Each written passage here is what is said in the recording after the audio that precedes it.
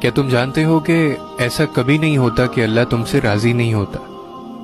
یہ تو لوگ ہیں جو ہم سے راضی نہیں ہوتے، اور یہ اللہ راضی ہوگا، اور بہت جلد تم ان روتی آنکھوں سے اپنا نصیب بدلتا دیکھو گے۔ تمہاری ان ضبط کردہ نگاہوں کے لیے اللہ کے پاس بے شمار وسیلے ہیں۔ تمہارے اس صبر کردہ وجود کے لیے اللہ کے پاس ہزاروں معجزے ہیں۔ جب وہ تمہارے سوچے ہوئے ارادوں میں شکست دیتا ہے تو پھر وہ تمہیں اپنی قدرت دکھاتا ہے۔ ڈرو نہیں، دعاؤں کو ضائع نہیں کیا جاتا، وہ تمہیں اپنے راستے سے چلا کر تمہاری منزل تک لے کر جاتا ہے۔ یہ دیری تو اس کی محبت کا نرالا سا انداز ہے، جس کی بھا جائے اس کی آواز کو وہ بار بار سننا چاہتا ہے۔ صبر رکھو، ایک راستہ بند ہونے کے باوجود اس کے پاس تمہاری دعائیں مکمل کرنے کے لیے ان گنت طریقے ہیں۔ اگر وہاں سے نہیں جہاں سے تمہیں امید تھی تو اب وہاں سے ہوگا جہاں سے تمہیں گمان بھی نہیں ہے۔ وہ جلد ہی کن کہے گا اور تمہارا بکھرا ہوا وجود پھر سے سمٹ جائے گا۔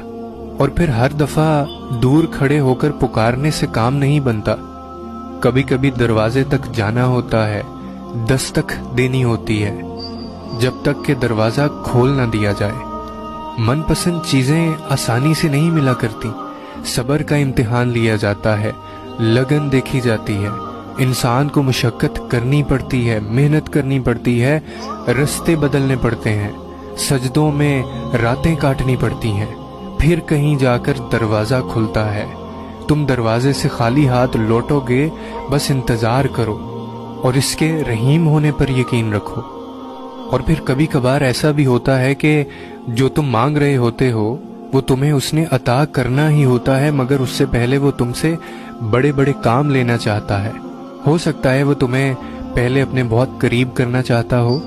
وہ تمہیں تمہاری خواہش تب نصیب کرے گا جب تمہیں اس کی سب سے زیادہ ضرورت ہو سکتا ہے نا کہ وہ تمہیں تمہاری خواہش کے ساتھ ساتھ اور بھی بہت کچھ عطا کرنا چاہتا ہو۔ تو اس آزمائش کی گھڑی میں اس مالک پر بھروسہ رکھو، وہ تمہارے حصے کی خوشیاں تمہیں ضرور دے گا۔